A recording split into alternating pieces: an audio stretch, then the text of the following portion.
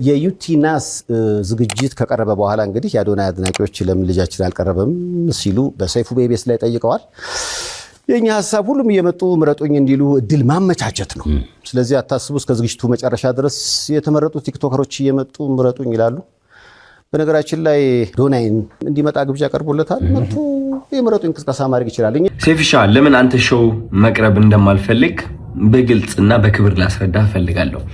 አንደኛ ነገር በአካል ይህ ጥያቄ ለመጠየቅ መጀመሪያ ሰላምታ ስልክ አንደኛ በክብር አላወራኝም፣ ችላ ብላኛል። it's okay maybe busy ሆነ ሊሆን ይችላል ወይም ሌላ ሐሳብ ኖሮ ሊሆን ይችላል። በጥሩ ነገር ምን ወሰደው። ሁለተኛ ጊዜ ከመኪና ወርጄ መኪና ውስጥ ነበር ካንተም አክብሬ መጥቼ ሴፍሻ እንዴት ነህ ሰላም ነው ወይ ብዬ ጠይቄ ዲቻ ቮይስ የሚባሉ ልጆች አሉ ከኔ ጋር ናቸውና ወደ አንተ ኢንተርቪው ቀርቤ እነሱ ሰው እንዲያውቃቸው ፈልጋለሁ ትንሽ ድጋፍ እንዲያገኙ ብዬ ጠይቄ ነበረ። የሰጠኸኝ መልስ ዝም ብለህ ነበር ያለፍከኝ። ኦኬ ችግር የለውም። ሶስተኛ ጊዜ ማናጀርህ ስልኬን ከሌላ ኢንፍሉዌንሰር ጠየቀ። ከዛ ያ ኢንፍሉዌንሰር ደግሞ እኔ ጋር ደወለልኝና ማናጀር እየፈለገ ነው የሴፉ አለኝ። ኦኬ ለምን እጠብቃለሁ እስከሚደውል ራሴ ወዲያውኑ ደውላለሁ። ደወልኩኝ።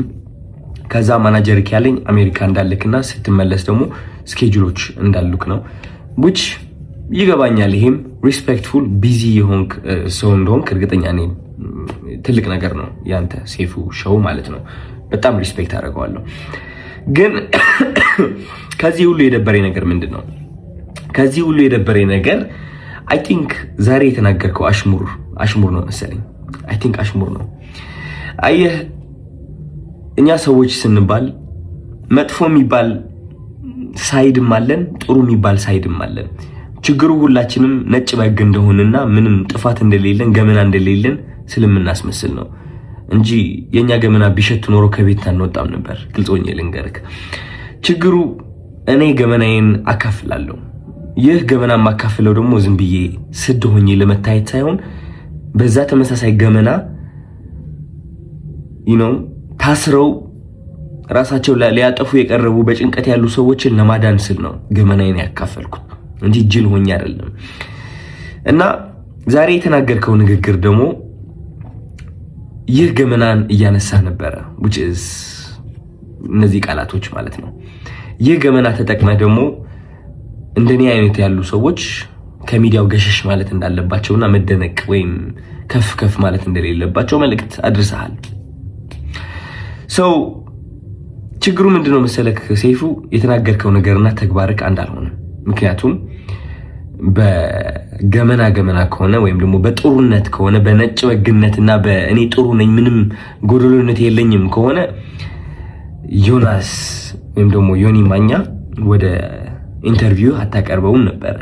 ምክንያቱም እሱ ብዙ ሰዎችን እየሰደበ ሃይማኖትንም ይሁን በፖለቲካም በብዙ ነገር ሰዎችን እየጠላና እያወዳደቀ የኖረ ሰው ነው።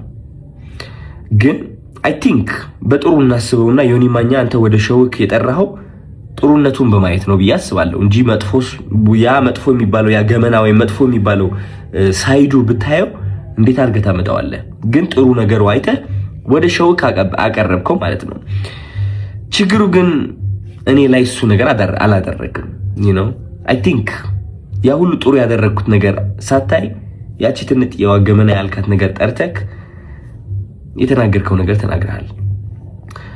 ምን ልልክ ነው የምፈልገው፣ ወደ አንተ ሾው መቅረብ የማልፈልገው ሳላከብርህ ቀርቼ ሳይሆን ወይም ሳልወድህ ቀርቼ ሳይሆን ኦፍ ኮርስ ወድሃለሁ፣ አከብርሃለሁ፣ እያየሁህ ነው ያደግኩት። ግን የተናገርከው ነገር ደስ አላለኝም። ከጥሩነቴ መጥፎነቴ መርጠክ ስላየክ ደብሮኛል። ያንተ ምርጫ ነው። ኦፍ ኮርስ ሰይፉ ሁለት ሳይድ አለው። ብዙ ሰው ያንተ መጥፎ ሳይድ ሊያይ ይችላል፣ ብዙ ሰው ደግሞ ያንተ ጥሩ ሳይድ ሊያይ ይችላል። እኔ ደግሞ ያንተ ጥሩ ሳይድ ነው ማየት የምመርጠው። ገባህ አይደለ? እና ያኔ ያቺ ትንጥ የገመና የምትባለዋ ሳይድ እሷን ማየትህ ትንሽ ደብሮኛል። ስለ ምርጫ ቀስቀሳው ደግሞ ወንድሜ ያንተ ምርጫ ቀስቀሳ አያስፈልገኝም። ሰው ከወደደ ከፈለገ ከመረጠ ይመርጣል፣ ነፃነት አለው። ምንም ምረጡኝ ብዬ አልተናገርኩኝም እኔ ማለት ነው። መኪና ብሸነፍ ሽልማቱ ቢመጣ ባይመጣ እኔ ዓለማዊ የሆነ ነገር ኦሬዲ ተለያይቻለሁ። አሚን ባለባበሴ፣ ባነጋገሬ፣ በፀጉር ስታይሌ ዓለማዊ የሆንኩኝ ሰው ልመስል እችላለሁ። ኦፍ ኮርስ ዓለማዊ ነን ሁላችንም፣ ግን ከመንፈሴ ጋር ግንኙነት አለኝ። ሰው ይህ ዓለማዊ ነገር ሊያስደስተኝ ወይም ሊያሳዝነኝ አይችልም። የሰው ጭብጨባ ወይም ደግሞ የሰው ጥላቻ ሊያወድቀኝ ወይም ከፍ ሊያደርገኝ አይችልም።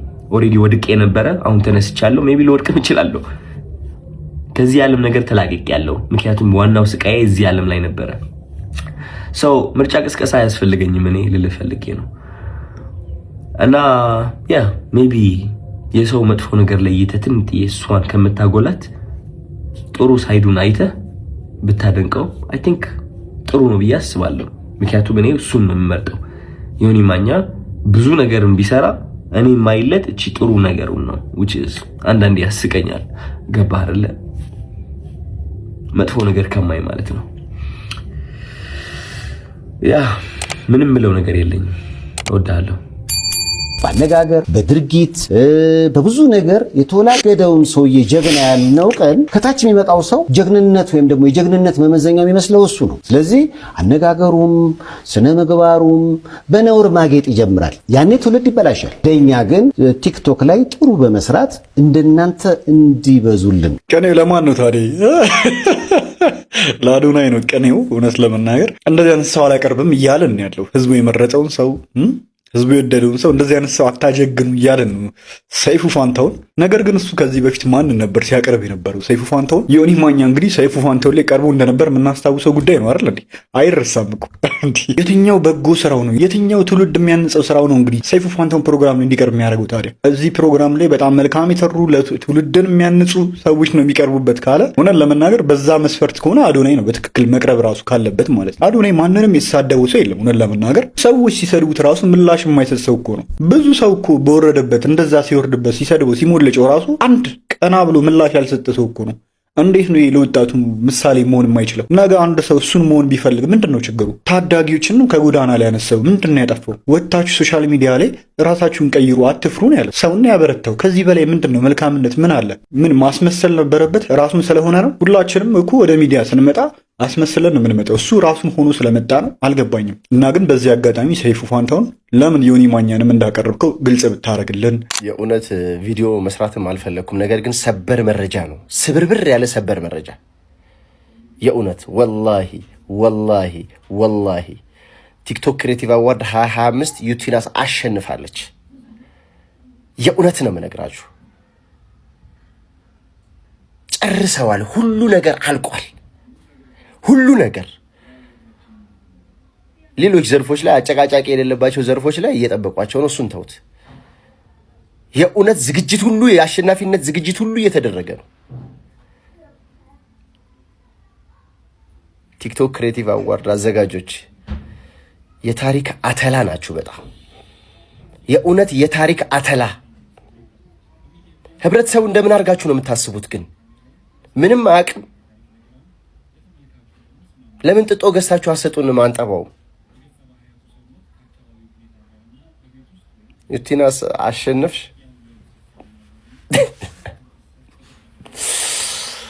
ወቼ ጉድ ወዳጆቼ። መሰገጥ ለኔ የገባኝ እንደዚህ ነው።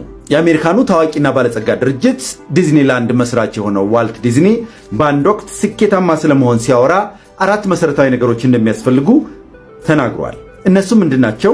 የማወቅ ጉጉት ኪዩሪዮሲቲ፣ በራስ መተማመን ኮንፊደንስ፣ ድፍረት ወይንም ከሬጅ እና የማያቋርጥ ጥረት ወይም ኮንሲስተንሲ እንደሆኑ ይናገር ነበር። እነዚህን 4 መሰረታዊ ነገሮች በህይወቷ ላይ ተግባራዊ ካደረጉ ማንኛውንም ነገር ማከናወን እንደሚችሉ ያምን ነበር። ግን ዋልት እንዳለው ከሁሉም የሚልቀው በራስ መተማመን ወይም ኮንፊደንስ ነው። እርሱም አለ አንድ ነገር ስታምኑ ሙሉ በሙሉና በማያሻማ መንገድ እመኑ። በሌላ አነጋገር ሰግጡ። በ2012 ዓ.ም ተርጉሜ ካሳተምኩት ከራሴው መጽሐፍ ገጽ 26 ላይ ነው ያነበብኩላችሁ። ከወደዳችሁት ፎሎ፣ ላይክ፣ ሼር፣ ኮመንት ማድረጋችሁን አትርሱ። ደግሞ ሚስጥር ነው። ከፈቀዳችሁ ኮመንት ላይ ሼባው በርታ በሉኝ። አመሰግናለሁ። ከማንም ሰው ክብር አልጠብቅም። ከፍ ከፍ ማለት እኔን አያስረኝም፣ መፈቀር እኔን አያስረኝም፣ መከበር እኔን አያስረኝም። እውነተኛ ነው አዶናይ፣ ግልጽ ነው። የደበረው ሰው ካለ እንግዲህ ምንም ማድረግ አልችልም። ብቻዬን ቀርቻለሁ። አሁን በብዙ ሰው ተወዳጅነት አለኝ። ሜቢ ቀጣይ ከወር በኋላ ልጠላ እችላለሁ። ይህ ደግሞ ህይወት ነው። ይህ ደግሞ እኔን አያስረኝም። አብዛኞቻችን ካስተዋላችሁ የምንታሰረው በጥላቻ ሳይሆን በፍቅር ነው።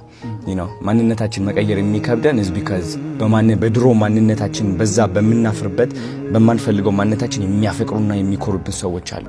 ያ ማንነት እኮ እየጠቀመን አይደለም ያለው። ሰው ማንነቴ መቀየር ካለብኝ ወደ ቀጣዩ ማንነት ለመሻገር የሆነ ነገር መናገር ካለብኝ እናገራለሁ። ለምን ህዝብ አይጠላኝም? አዶናይ ነው። ሰው ሰድቤ ያላቅ፣ ሰው አወዳድቄ ያላቅ፣ ስለ ራሴ ነው የምናገረው። ነገ የመጨረሻ እዚህ ምድር ላይ የምትኖርበት ቀን ቢሆን ምንድን ነው የምታደርገው?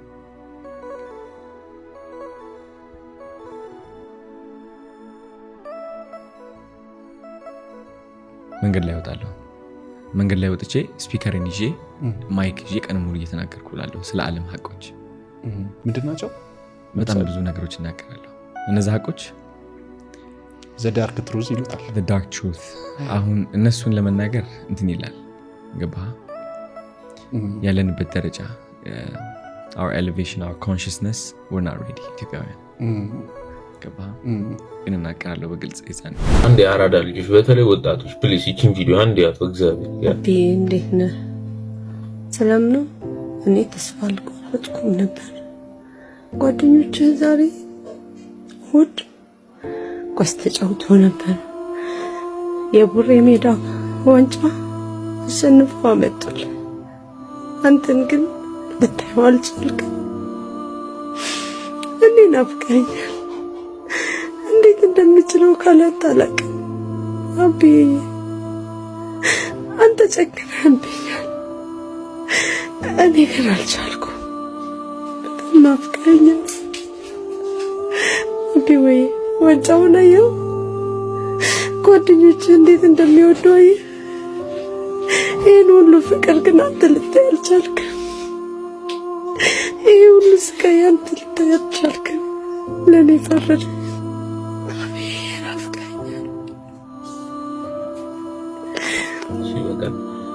ያንተ እናት በሷ ቦታ ብትሆን አስበዋል?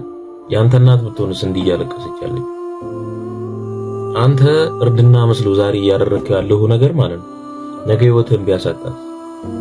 ሁላችንም እርድና መስሎን እያደረግን ያለ ነው አንድ ነገር አለ። ሁላችንም ጸብም ሊሆን ይችላል፣ ሱስም ሊሆን ይችላል፣ ምንም ሊሆን ይችላል። ነገ ህይወትን ያሳጣል። ከዛ እናት ነች እንዲህ ቁጭ ብላ የምታለቅስ ምሽት ማለት እርድና መስሎን ነው እኛ እንዲህ እያደረግን ያለ ነው ማለት ነው። ግን አስቡ እስቲ ዛሬ ላይ አብሮ ሆይ ሆይ የሚለው ነገር ዛሬ ላይ ሁሉም አብሮ የሚጨፍረው ነገ ይረሳል። አንድ ሳምንት ነው 40 ህዝብ ይወጣል። ከዛ በኋላ ሁሉም ይረሳል። እናት ግን ሁሌ ምሽት እንዲህ ቁጭ ብላ ታለቅሳለች። ሳሉ ያራዳል። እና ከዚህ ቪዲዮ መማር የለብንም ነው የምትለው? ለጓደኛም ሼር አድርግለት። ከዚህ ቪዲዮ መማር የለብን? እግዚአብሔርን እናትህ ብትሆንስ እንዲህ ቁጭ ብላ የምታለቅስ? ብቻ አስቡበት፣ እግዚአብሔርን አስቡበት።